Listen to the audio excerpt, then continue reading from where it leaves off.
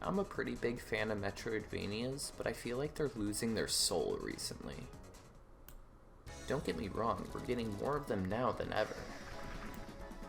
But the exploration and the combat parts of them just aren't linking up the way they used to be. Upgrades in current Metroidvanias are either used for exploration or combat. You can't use them for both. But with Super Metroid, the Ice Beam would be used both to kill Metroids quicker, but also as a way to create platforms and traverse the area more easily. Same with the Plasma Beam, allowing you to shoot one-way doors, and the Screw Attack allows you to both kill things rather easily as well as travel vertically. But nowadays, when you get an upgrade in a Metroidvania, they either do one thing or they do the other. You can't use upgrades for both things.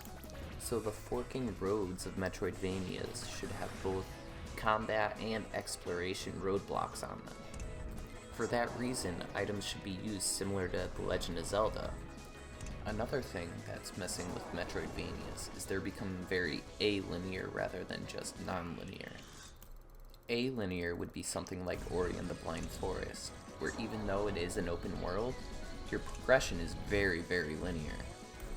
A good non-linear example would be something like Dark Souls, where the bosses can be fought in more or less any order.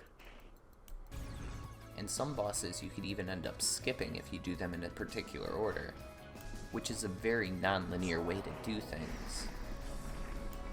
So one of my favorite Metroidvanias right now is Salt and Sanctuary.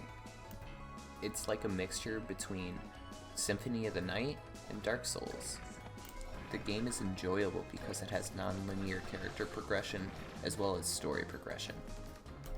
I could only fault it on the dissonance between its combat and its exploration abilities. And on the other end of the spectrum, there's Darksiders 3. The ability upgrades in Darksiders 3 help in both exploration and combat. The fire upgrade in Darksiders 3 gives you a mid-air jump, allowing you to reach higher places. But that jump is also a very useful way of hitting airborne enemies. The force upgrade is similar. It allows you to both break enemies' defenses, as well as move blocks, thus giving you the ability to both solve puzzles in combat, as well as outside of combat. However, the plot and progression is very linear, which is very similar to Metroid Prime 2. So we have both of these games on either side of the Metroidvania spectrum, and now we're just waiting for one that has both aspects. So now we need a game with an open world, like in Salt and Sanctuary, but also uses abilities in a way similar to Darksiders 3. And once we have that game, then Metroidvanias will peak once again. This has been Blind Oracle. I'll see you later.